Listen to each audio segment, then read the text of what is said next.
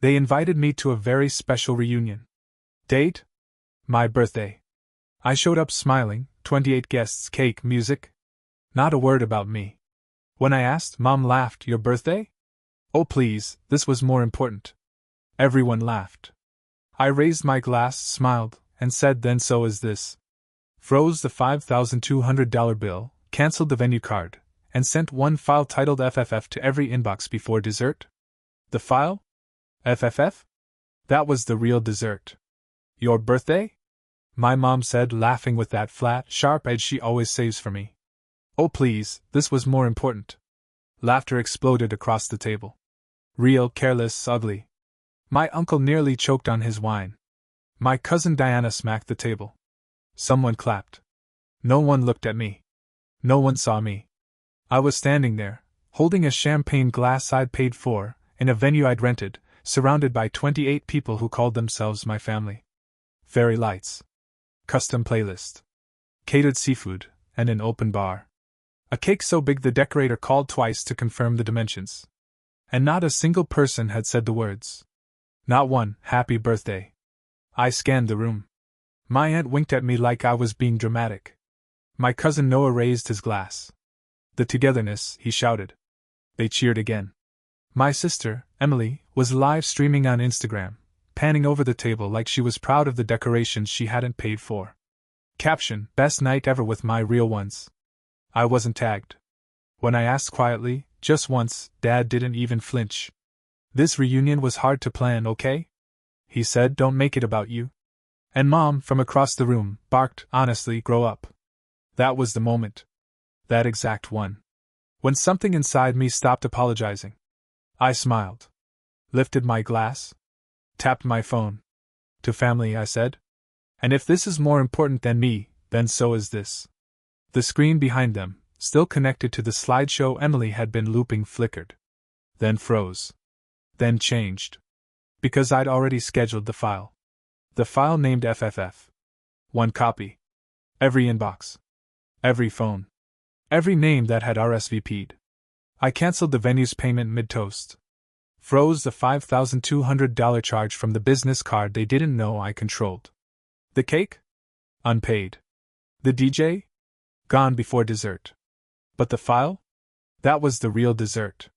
Not because I wanted revenge, but because I needed closure. Something they were never going to offer me willingly. I used to think love was measured in what you give. I gave them everything.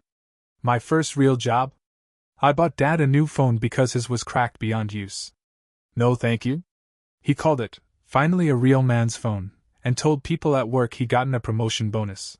When Emily's car broke down senior year, I sold my laptop, the one I used for work, and wired her $800. She posted a story the next day, "Some angels wear hoodies." People commented, "Your dad's the best."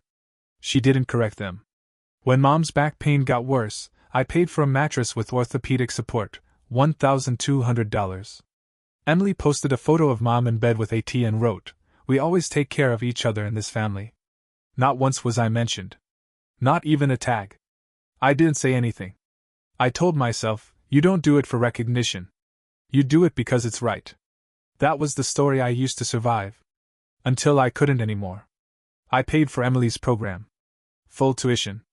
Her job had fallen through, and Dad said she was emotionally fragile. He said, "Help her just this once." That once was $26,000. She graduated. Never said a word.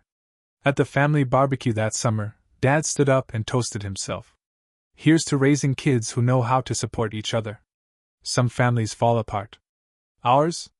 We invest. Everyone clapped. Even Emily, with my money's degree in her hand, clapped. Mom winked at me like I should be proud. I told myself, at least she finished. 2 months later, I got a notification from the bank. A $9,300 withdrawal from the shared family account. I'd set it up years ago for emergencies. It was Emily again. When I called her, she acted offended. "Oh my God, it was for Mom's treatment," she said. "You think I just take it?" Turns out the treatment was a week at a spa resort in Tulum. I saw it on Instagram before she could block me. Family reset, no drama. No noise. Just healing with the ones who matter. Photo. Emily. Mom. Dad. No tag. No text. No shame. Dad loved to act like he was above needing help. He wasn't. I paid their gas bill for a year straight, quietly, automatically. When I turned it off, Mom called in tears. "We're freezing here," she said. "Your father is sick." 2 days later, I saw them on Facebook at a backyard bonfire, roasting marshmallows and fleece jackets. Dad was holding a drink and laughing. Caption: "Nothing keeps us down. True family knows how to stay warm." That post got 213 likes. Mine? A simple birthday post with no one in it, but me, got 2. One was from a coworker.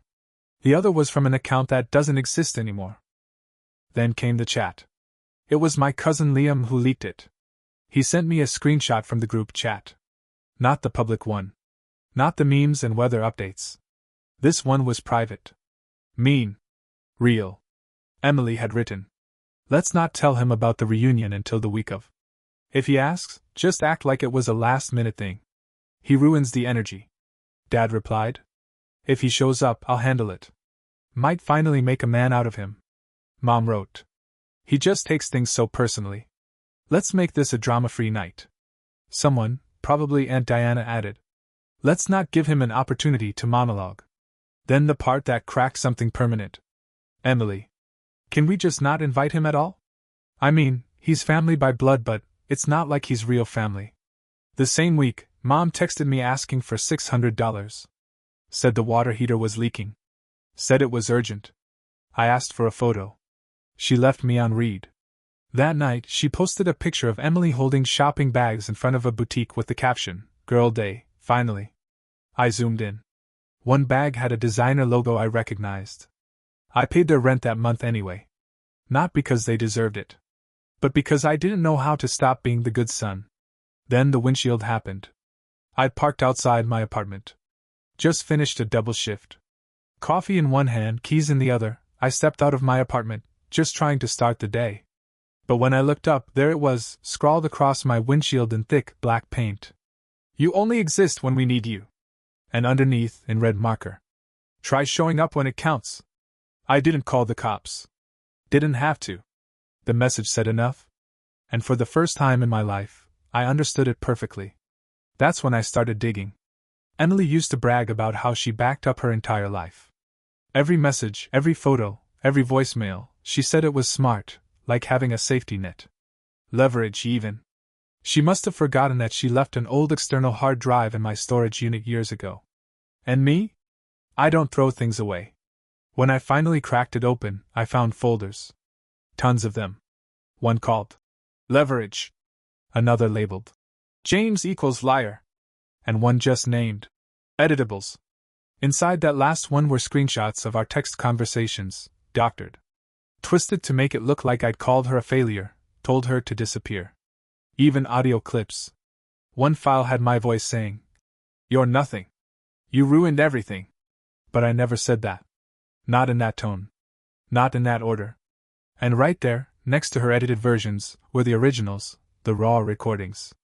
My voice saying things like, "I'll cover the bill, don't worry." And, "You're stronger than you think." She turned kindness into cruelty. And saved the receipts. Just in case. That same night, I got an email from her ex. Hadn't heard from him in over a year, but I remembered him from her birthday dinner. Quiet guy. Seemed decent. Subject line, "She did it to me too." Attached was a PDF. A full, time-stamped breakdown. Emily had faked email accounts in his name and sent anonymous complaints to HR at his job, accusing him of theft. He lost a big contract over it. He always knew it was her, but couldn't prove it. Until now. Turns out he kept his own backups. Like I said, some people save everything. I stared at the wall for a long time that night. Not angry. Just done.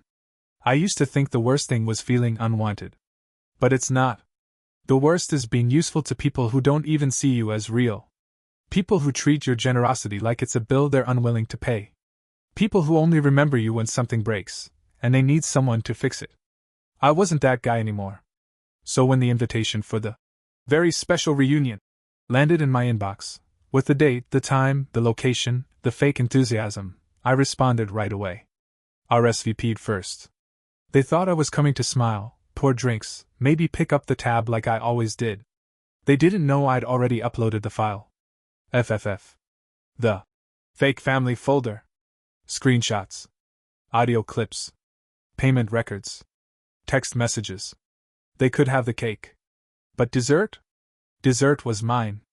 The venue smelled like artificial roses and reheated appetizers. The kind of place you rent for budget weddings or awkward company events, not because it's nice, but because it photographs well for Instagram. I'd booked it 3 weeks earlier. Paid for everything myself. Even ordered a custom cake. 2 tiers. White velvet with gold trim. It read, "Together always." Nobody caught the sarcasm. Emily was already a little drunk when I arrived. Laughing that too loud laugh she does when she wants attention. She was wearing that red dress, the one she bought with rent money. The same money I sent her, no questions asked, late one Sunday night.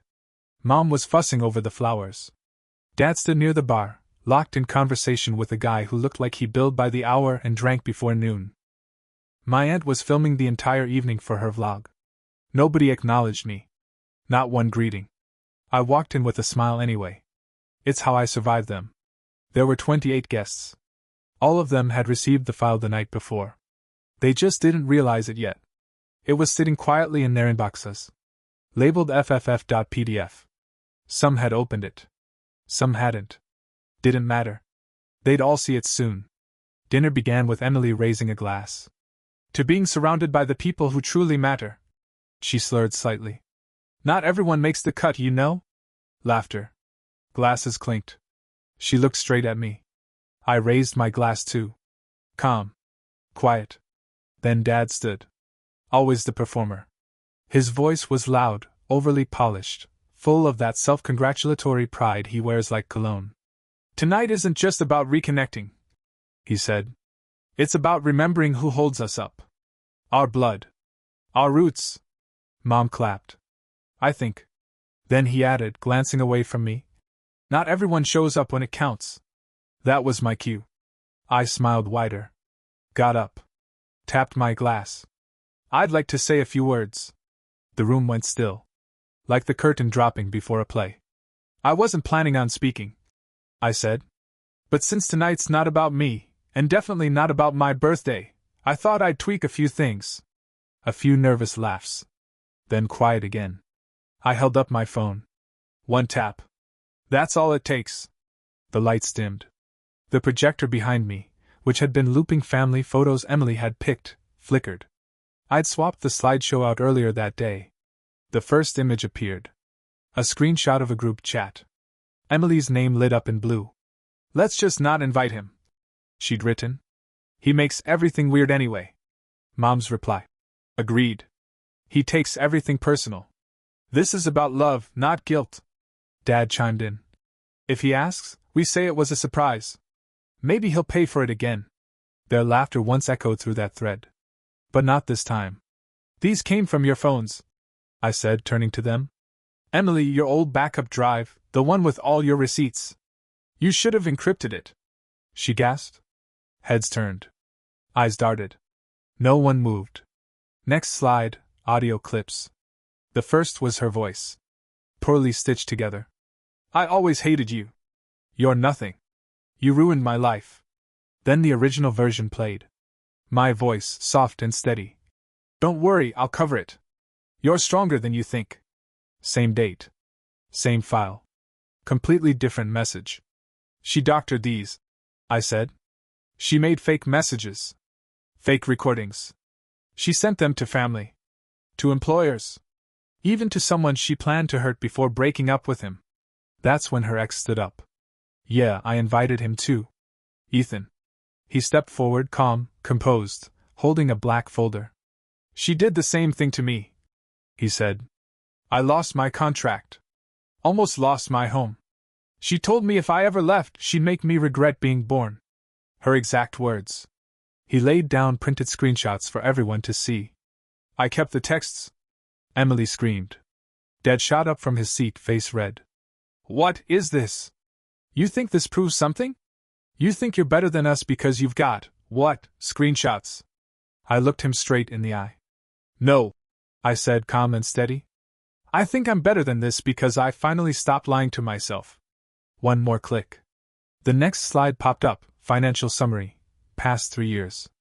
This wasn't revenge. It wasn't payback. I just needed someone, anyone, to finally see how much I had given, over and over, without anyone once asking if I had anything left for myself. Every dollar. Rent payments. Tuition fees. Grocery deliveries. Gas bills. Co-signed loans. Even the charge for this very reunion. I paid for this night, I said, my voice even. $5, $2.37. I froze the payment about 20 minutes ago. More clicks. The bar's closed. Kitchen stopped serving at 8. But hey, cake's still here. I didn't cancel dessert.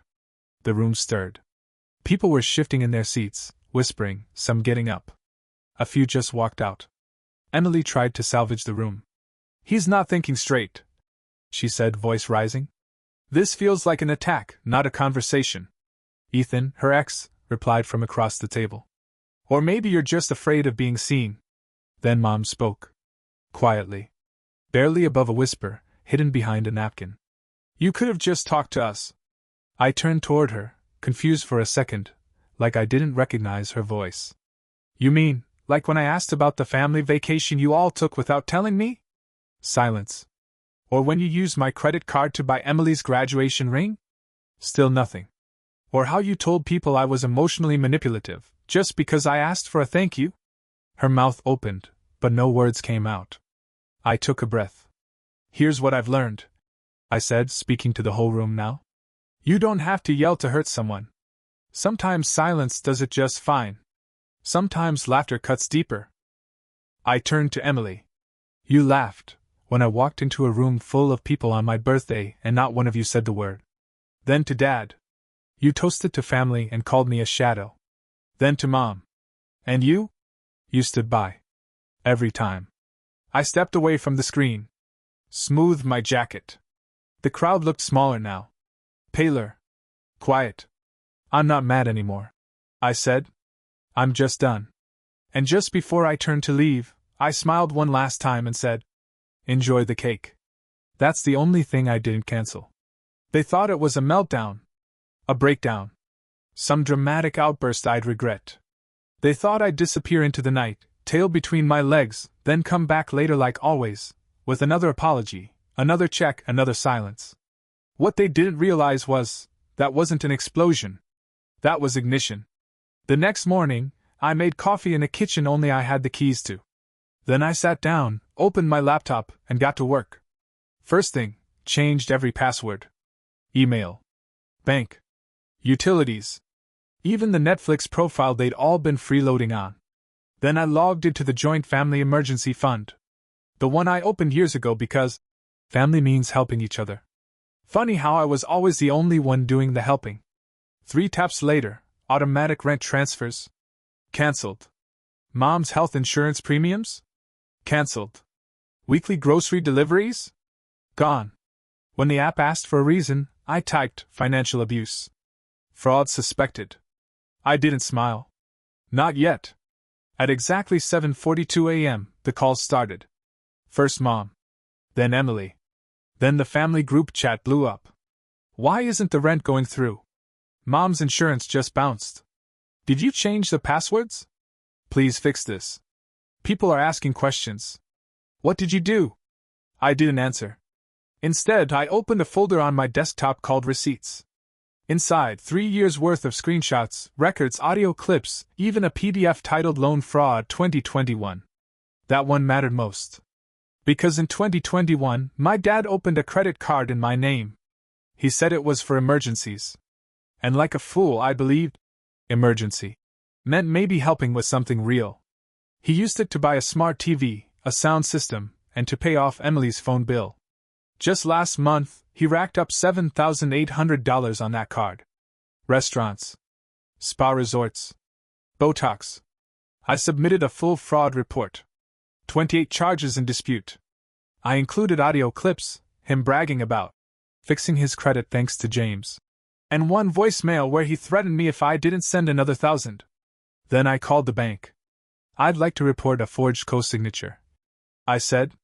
Loan application dated August 14, 2020. They asked for evidence. I sent them everything: copies of my real signature, the forged loan form, and a time-stamped email from Dad pressuring me to not look too closely.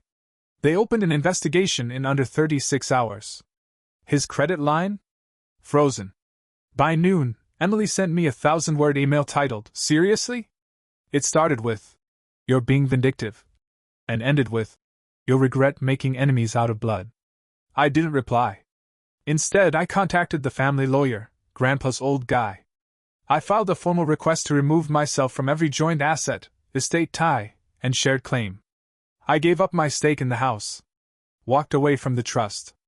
Removed myself from the will. Voluntarily. The lawyer asked me if I wanted to explain why. I said, "They already took everything I ever valued. I'm just closing the account." 3 days later, Mom called again. I let it go to voicemail. Her voice trembled. "James, your father got a letter from the fraud division. He says it's just a mix-up. We just need you to talk to them, fix this. You know how this looks."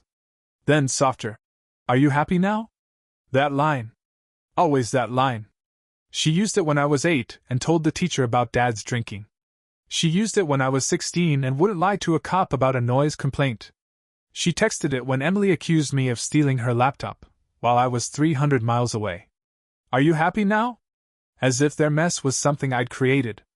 As if I wanted any of this. I deleted the message. Blocked her number. A week later, the final nail arrived. Plain envelope. No return address. Inside, legal documents. Emily was suing me.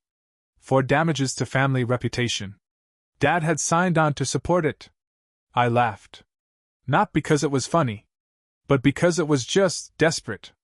Even after everything, they were still trying to pull me down, while standing in a hole they dug themselves, using the very receipts I had kept. So I wrote one final response. I'm not part of this family. Not emotionally. Not financially. Not legally. This wasn't a bridge you burned. It's a door I locked, from the other side. You can knock if you want, but no one lives here anymore. And that was it. They tried, after the dust had settled, after the payments stopped, after the lawyer stopped calling and the files became a little too real for comfort. They tried. Dad left a voicemail. 3 words. "Let's talk. Privately." I deleted it without listening twice. Mom left a handwritten note in my mailbox. "You'll always be my son." I tore it up, one piece at a time, and let it go with the trash. Emily? She didn't call. Didn't text. Didn't apologize. But she repaid every dollar. Quietly. Through my attorney. No note. No explanation. Just one line in the memo field, debt clearance. No contact. Perfect. I didn't post about it. Didn't make a speech. Didn't donate the money in her name or send it back with a lesson attached. I took it. I closed the account. And I moved on. Now? New city. New job. New phone number. The old contact list? Locked. Muted. No access. Sometimes someone asks me if I miss them. And the truth is, I don't. I miss the version of them I imagined. The people I pretended they were. But do I miss the lies? Do I miss being in debt for love that never existed? No. They thought I was the son.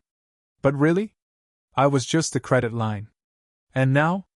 I'm paid. In full.